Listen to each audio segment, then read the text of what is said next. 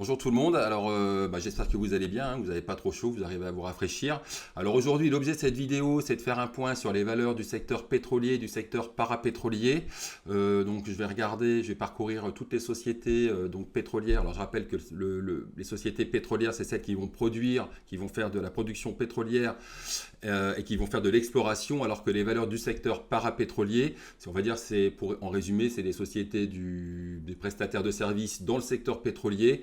Elles vont être là plutôt pour mettre en place, par exemple, des installations des forages, mettre en place des sites de production, faire de l'ingénierie, de la sismique. Donc voilà, c'est tout ce qui gravite autour du pétrole. Et donc généralement, quand le baril de pétrole grimpe, les sociétés pétrolières bénéficient immédiatement de cette hausse du baril de pétrole, alors que le parapétrolier, lui, va bénéficier plutôt du retour des investissements dans le pétrole, et généralement, qui est consécutif justement à la hausse du baril de pétrole. Alors avant d'aborder, donc de faire un point sur toutes les valeurs pétrolières, donc Euronext, alors je vais vous parler de Morel Prom, Total Energy, Schlumberger, CGG, Vallourec, Fugro, il y a aussi Shell, Shell donc qui est une société de production pétrolière, et puis je finirai par Esso. Alors on voit que sur le WTI, on est en tendance haussière long terme. Par contre, à très court terme, on est en tendance baissière. Tant qu'on est dans ce canal, tant que les cours ne se seront pas extirpés de ce canal, on sera en tendance baissière. Là, on arrive sur une zone de support. Donc attention à ce que le WTI ne casse pas cette zone de support, parce que derrière, on pourra avoir une accélération baissière. Donc cette zone de support, moi, je la situe entre les 93,5 et les 93,5 donc et 95,7. Donc ça c'est pour le WTI. Pour le Brent on a quasiment le même graphique. WTI donc c'est le baril américain, et ça le Brent c'est celui de la mer du Nord.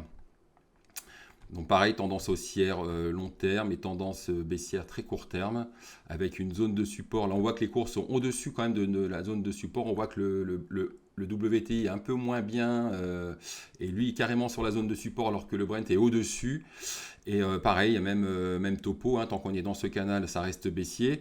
Là, par contre, il faudrait que justement, là, c'est vraiment évident, au-dessus des 107,7, 107, 108, là, le Brent retrouvera une tendance haussière très court terme. On est donc, il y a une zone de support que moi, j'estime entre les 98,4 et 98,4 et 96,9, 97, grosso modo. Voilà, donc on est sur pour le Brent, on est au-dessus de la zone de support, alors que sur le WTI, on est sur une zone de support. Donc voilà pour le point rapide, hein, sur le Brent et sur le WTI. Alors maintenant, je vais faire un point rapide sur toutes les sociétés, donc Euronext du secteur pétrolier. On va commencer par Morel Prom. Alors Morel Prom a publié, donc c'est une société de production et d'exploration pétrolière, donc c'est une des plus intéressantes de la cote, avec Total, un des leaders mondiaux bien évidemment. Donc Morel Prom, là ils ont publié leur chiffre d'affaires. Donc il y a leur chiffre d'affaires semestriel. Donc ils avaient eu des perturbations en mai qui avaient pénalisé leur production pétrolière. La production est revenue à la normale. Et on voit quand même que la revenue à la normale, mais qu'on voit quand même que la production de production de barils par jour, elle reste inférieure à l'année dernière, mais ça va progressivement reprendre. Et par contre, justement, même si la production elle est légèrement inférieure, bien évidemment, Morel Prom bénéficie de la forte hausse du baril de pétrole, puisque là, regardez, la société a réalisé un chiffre d'affaires de 355 millions de dollars, alors que l'année dernière, à la même époque, on était sur 188 millions, donc ça nous fait une hausse du chiffre d'affaires de 89%. Donc la société là, n'a annoncé que son chiffre d'affaires. Les résultats semestriels seront, je crois qu'ils sont prévus autour du début août, 5 ou 6 août, quelque chose comme ça. Donc ça devrait plutôt être bon. J'en parle dans la newsletter un peu plus en détail. Et puis je rappelle aussi que Morel Prom détient une participation dans une société anglaise, une société pétrolière anglaise qui s'appelle Seplat. Donc c'est vraiment c'est un titre très intéressant d'un point de vue fondamental. J'en dis pas plus, mais voilà, c'est plutôt pas mal du tout. Total Energy, alors Total Energy, on ne présente plus le titre. Donc là, la société avait dévoilé donc un RN de 9 milliards de dollars, mais qui avait été plombé par une provision à cause de la Russie, une provision de 4,1. Donc la société finalement a réalisé un RN sur le premier trimestre 2022 de 4,9. Donc là, ils vont publier cette semaine leurs résultats semestriels. On peut penser que ces résultats semestriels, on peut penser que le résultat net devra avoisiner les 15 milliards de dollars. Et même si on regarde sur l'année, en extrapolant sur l'année, en étant prudent, en considérant même que le baril de pétrole pourrait un peu baissé, la société est tout à fait capable de dégager un RN sur l'année entre 20 et 25 milliards de dollars. Alors maintenant, on va même parler d'euros, hein. Donc ça nous donne un PER autour des 5 à peu près. Donc 5, ça reste peu valorisé, surtout que la société en plus distribue des dividendes plutôt intéressants depuis pas mal d'années. C'est une belle valeur de rendement, Total Energy. Donc vraiment, là, ils publient leurs résultats semestriels. Et pendant que je vous parle de tout ça, j'ai oublié de vous montrer les configurations graphiques. Alors la tendance sur Total Energy, elle est bien évidemment haussière à moyen terme. Par contre, on voit qu'à court terme, là, c'est baissier. Donc ça se traduit par cette oblique baissière. Là, on voit... Là, c'est la MM200 qui pourrait servir justement un peu de support à court terme. Et puis après, donc si cette MM200 flanche, en dessous, on a vraiment un gros support sur les 44, voire le petit support psychologique à 45 euros. Donc c'est baissier à très court terme. Après, voilà, bien évidemment, pour sortir de cette tendance baissière, il va falloir franchir cette oblique et franchir aussi cette zone de résistance là que j'ai identifiée ici. Pour Morel Prom, donc pareil, on est en tendance haussière moyen terme. Là, ce décrochage correspond justement à la production qui avait été, que la société avait annoncé lors de la publication du T1, une production baril par jour qui avait été décevante et du coup, ça avait entraîné un décrochage du titre de 8%, 7,8%. Donc on voit qu'il y a un décrochage de 5 à quasiment de 20% suite à ce T1 et après le titre reprend sa tendance haussière moyen terme. Un petit spike au-dessus des petites pointes haussières là à 5,6. Après donc ça retombe. Là maintenant on est en tendance donc baissière très court terme. Et puis cette semaine, enfin la semaine qui vient de se passer, les cours de Morel Prom ont cassé cette oblique, donc sortie de tendance baissière, et puis surtout après il y a une petite zone de résistance qui a été aussi franchie. On voit quand même suite, donc ça fait suite à la publication de ce chiffre d'affaires semestriel qui a rassuré, enfin surtout ce qui a rassuré, c'est la reprise normale en fait de la production pétrolière, hein, parce que donc ils avaient eu des problèmes en début d'année et encore en mai. Donc là c'est ça qui a rassuré les investisseurs. On voit quand même qu'on est en tendance haussière très court terme, mais on voit quand même que c'est assez poussif, hein, poussif dans le sens où là quand je vois ce genre de chandelier, là c'est le jour de la publication du chiffre d'affaires semestriel, on voit que ça retombe, ça revient prendre appui sur l'oblique pour repartir. Donc c'est quand même assez poussif, mais ça reste haussier à très court terme. Et là le premier objectif que je vois, c'est les 4,6 euros. Alors il y a aussi Shell. Alors Shell, c'est à peu près le même graphe hein, que Total Energy. On voit donc une tendance haussière à moyen terme, mais là aussi, on est sous une oblique à court terme. Et là, pour Shell, faut que Shell franchisse les niveaux des 24,40, 24,6 pour sortir de cette tendance haussière, tendance baissière court terme. Puis maintenant, on va attaquer le secteur parapétrolier. Alors, le secteur parapétrolier est quand même plus fragile. Donc on va commencer par Schlumberger. Donc Schlumberger, c'est le leader mondial, un des leaders mondiaux du secteur parapétrolier, pardon. Donc on voit que la société s'est bien redressée en 2021 avec un chiffre d'affaires donc qui avait augmenté, on va dire autour des 10, des 20, non des 20. Ah non, pardon, des 10%, je vais y arriver. Même pas 10%, 5%, mais surtout ce qui est vraiment notable, ce qui est vraiment très intéressant dans cette publication, c'est le retour aux bénéfices. Là, regardez, un RN autour des 1,7 milliards. Donc voilà, retour de bénéfices, redressement du parapétrolier, du géant parapétrolier Schlumberger en 2021. 2022, ça se présente plutôt bien puisque la société a revu à la hausse ses perspectives. Donc ça a entraîné justement une hausse du titre vendredi après-midi, puisque la société souvent elle publie ses résultats le vendredi autour des 13h, 13h30. Donc la hausse rebond du titre Schlumberger suite à la révision en hausse de ses perspectives. Donc c'est vraiment le titre à suivre dans le parapétrolier. Donc il est aussi coté sur Euronext. Alors je rappelle quand même que sur Euronext, le cours directeur il est aux États-Unis. Donc le titre Euronext ne fait que suivre l'évolution du titre Schlumberger aux États-Unis. Et au niveau de la config, ça nous donne quoi?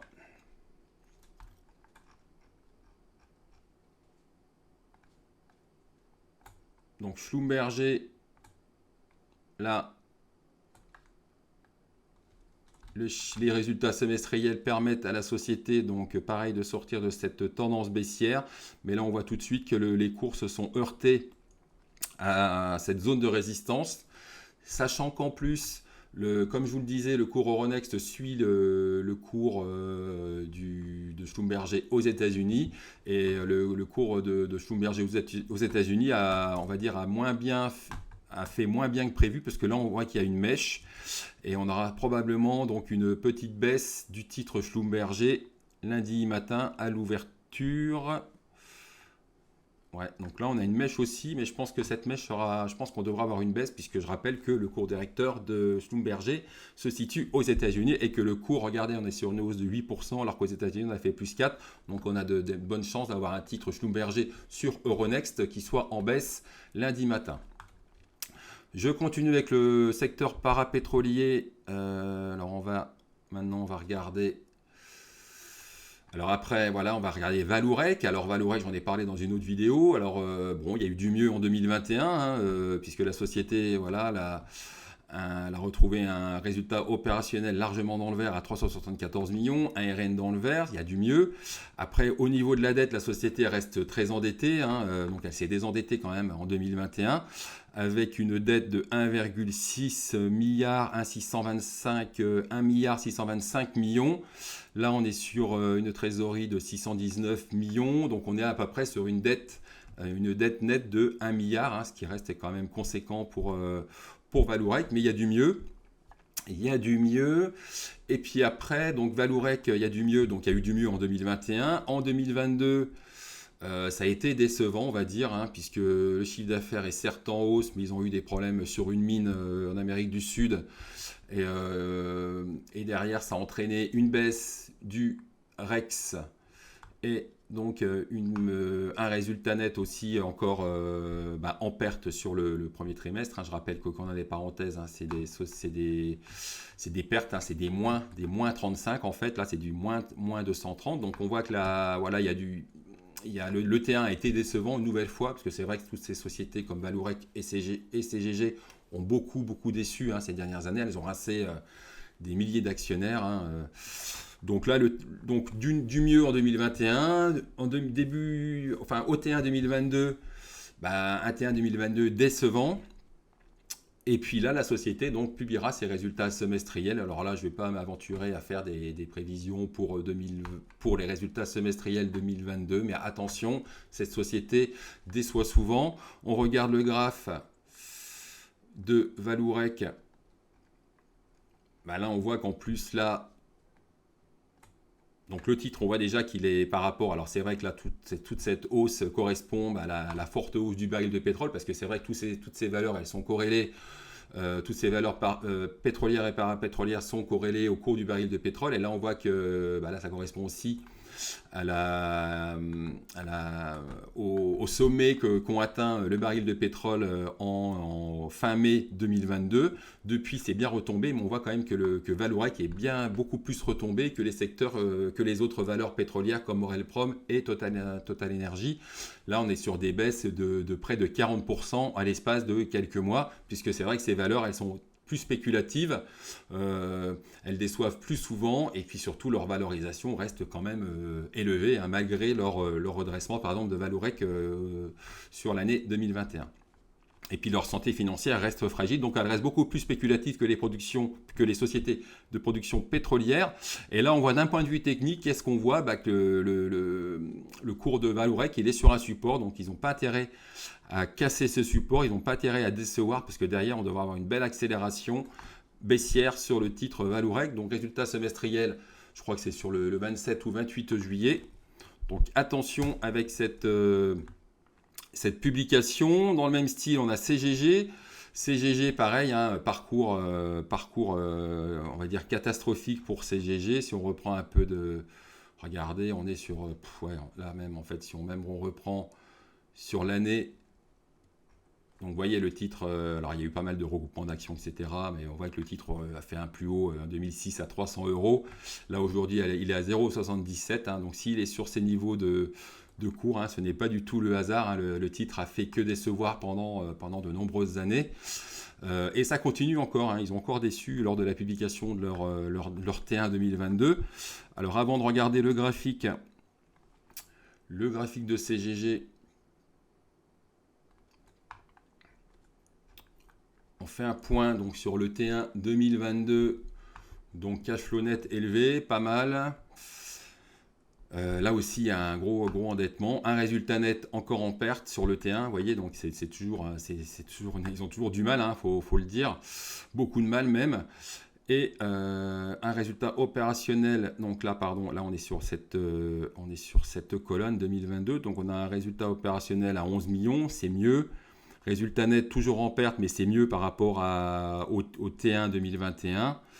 Un cash flow opérationnel, ça c'est mieux. Donc il y a du mieux, mais ça reste quand même très fragile puisque la société n'arrive toujours pas à dégager un RN dans le vert.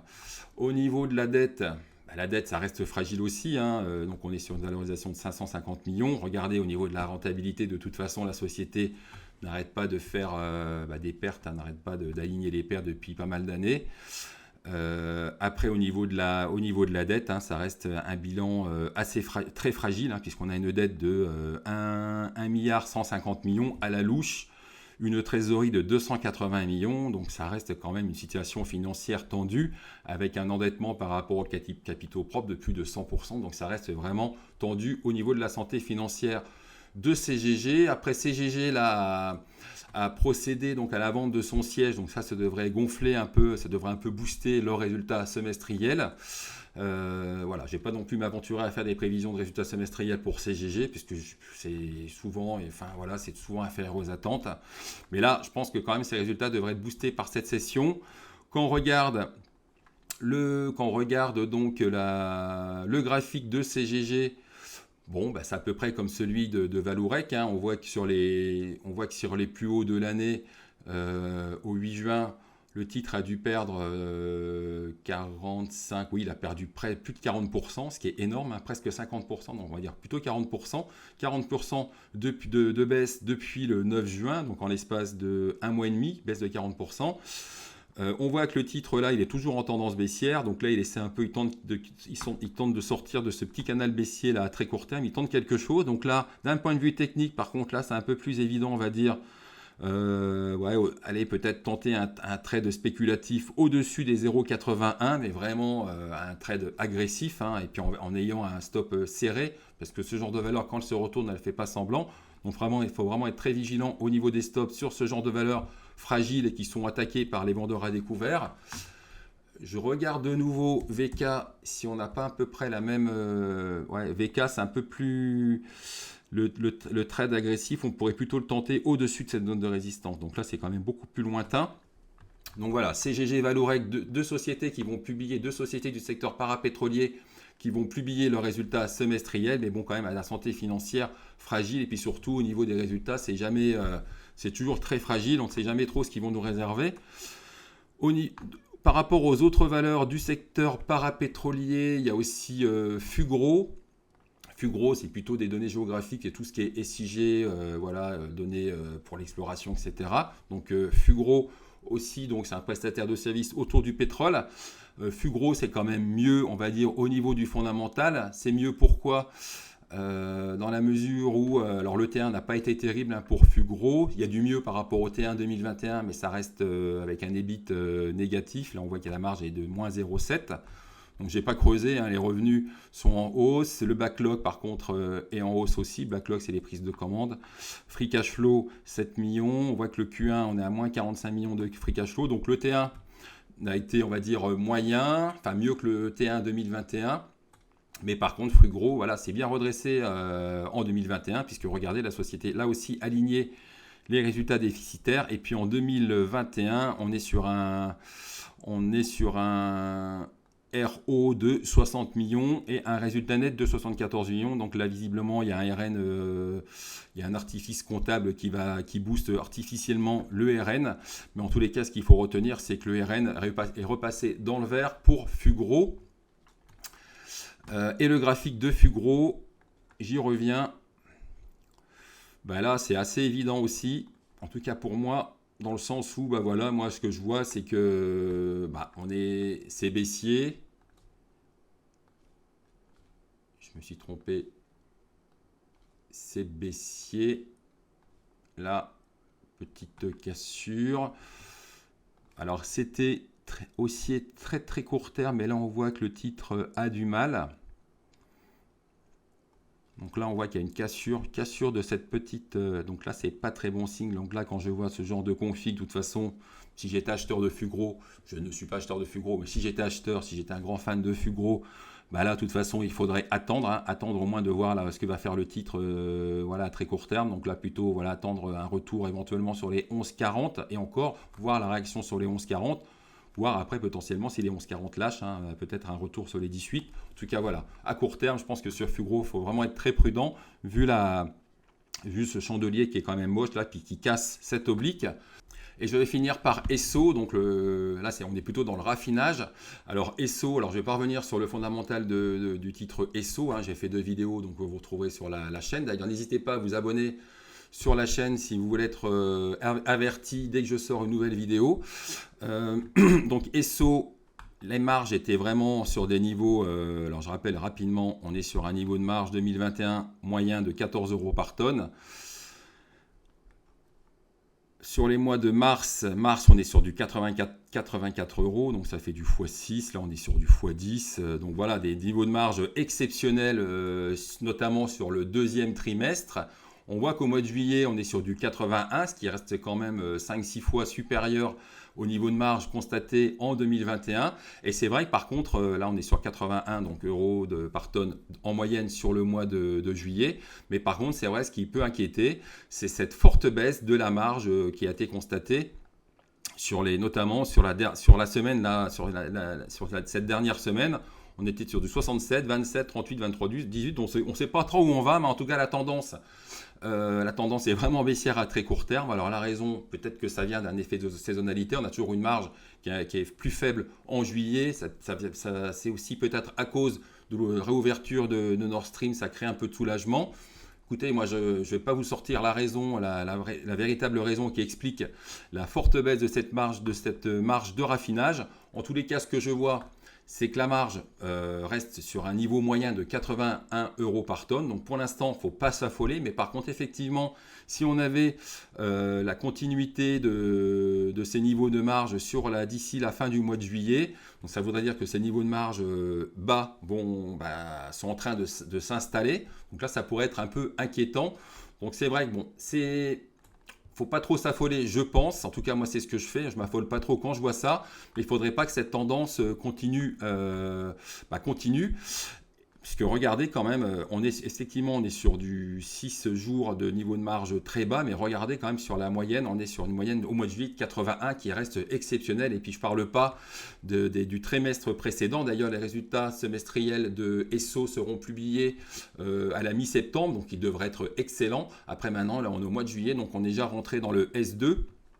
Donc voilà, au niveau de la marge, c'est vrai que ça peut être inquiétant, mais en tout cas, il ne faut pas trop s'affoler, je pense, à très court terme.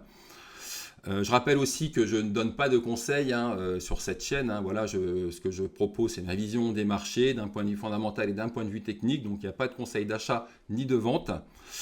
Et ce que je voulais aussi rajouter par Esso, c'est faire un point sur le graphique. Et le graphique, on voit quand même le parcours du titre qui a fait x5, presque x6, x5 depuis 2022. Là maintenant, il ne fait plus que le cours ne fait plus que x5 encore, x4 pardon. x4, donc vraiment une très très belle progression, donc 300%, une très belle progression du titre Esso en 2022. Et c'est vrai qu'à court terme, lorsqu'on regarde le graphique, là j'avais dessiné un triangle pour mes abonnés. On voit qu'on est sorti ce triangle ici, on est en train de sortir de ce triangle par le bas, mais on notera quand même qu'on a vraiment beaucoup de zones de support en dessous. Donc on a une zone de support ici autour des 53, et puis après il y a zone de support des 50, zone psychologique des 50, et puis après il y a les 47. Par contre, effectivement, si le titre ESSO casser les 47, là par contre ça sera quand même une cassure franche, et on va dire qu'il devrait entraîner derrière de gros dégagements sur le titre ESSO. Donc à court terme, voilà, c'est inquiétant, c'est quand même baissier, mais voilà, c'est pas terrible. On a pas mal de zones de support en dessous. Donc je vous disais les 53. Ici, il y a aussi les 51,6. Après, il y a le cours psycho des 50. Après, on a les 47. Donc là, vraiment, on a une grosse zone de support. Mais par contre, en dessous des 47, voilà, il faudra peut-être se mettre à l'abri. Donc voilà, j'en ai fini avec tout ce point sur toutes les valeurs donc, du secteur pétrolier Euronext, du secteur parapétrolier et aussi du secteur du raffinage pétrolier avec Esso. Donc j'espère que cette vidéo vous aura intéressé, vous aura plu. Et puis si c'est le cas, n'hésitez pas à la liker et puis à vous abonner à la chaîne. Comme ça vous êtes averti lorsque je sors une nouvelle vidéo. Et puis je vous dis à bientôt.